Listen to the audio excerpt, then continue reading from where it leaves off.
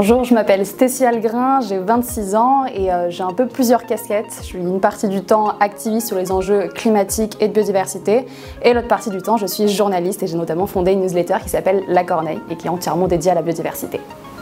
La biodiversité, il y a une définition qui est assez basique. En gros, c'est l'ensemble du vivant et l'ensemble des écosystèmes et des interactions entre les espèces dans ces écosystèmes. Pourquoi c'est important? Tout simplement parce que, en fait, si on résout la question climatique mais qu'on se retrouve avec une planète morte, pas franchement d'intérêt. Et ce que j'aime bien dire, c'est que, en fait, ce pourquoi on se bat, c'est pour un truc qui nous relie toutes et tous, entre humains et non humains, et c'est le fait d'être en vie. Je pense qu'à partir du moment où on réalise que ce qu'on fait au quotidien a un impact négatif, que ce soit sur le climat ou le vivant, évidemment ça nécessite de se questionner. Est-ce que ça vaut vraiment le coup?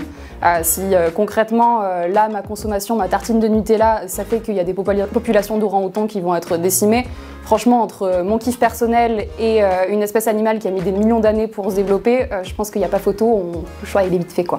Je pense que concrètement, aujourd'hui, on doit bien avoir en tête que les énergies renouvelables, c'est essentiel pour répondre à la question climatique. Après, il y a la manière de faire et les enjeux qu'on va prendre en compte dans la réalisation des projets pour développer les énergies renouvelables. Aujourd'hui, ce que les mesures d'impact nous disent, c'est que, évidemment, tous les projets d'infrastructure ont un impact non négligeable sur le vivant. Donc ça, évidemment, ça doit être mesuré en collaboration étroite avec des scientifiques sur le terrain. Il faut regarder, faire un peu ce qu'on appelle les trade-offs, finalement, avoir un équilibre entre l'impact qu'on peut avoir sur le vivant, les gains qu'on va avoir pour le climat et s'assurer toujours qu'on soit en situation qui soit optimale et faire en sorte de vraiment toujours prendre en considération la question de biodiversité qui a longtemps été mise de côté au profit de la grande question climatique.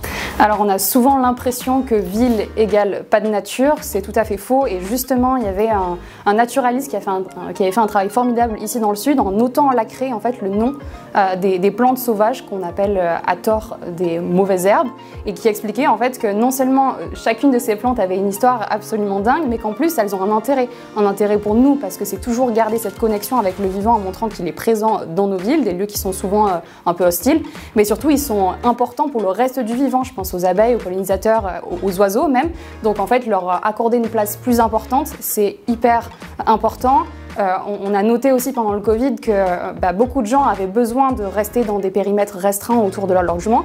Donc aujourd'hui, avoir accès à des espaces verts, à des parcs, à des forêts, c'est aussi important pour nous, humains, pour notre santé mentale. Donc il va falloir miser là-dessus et développer ces espaces verts, pas uniquement en plantant des arbres, mais aussi en pensant de manière systémique, c'est-à-dire en réfléchissant aux essences qu'on va planter, aux espèces qu'on va pouvoir accueillir et avoir toujours la question du vivant en tête.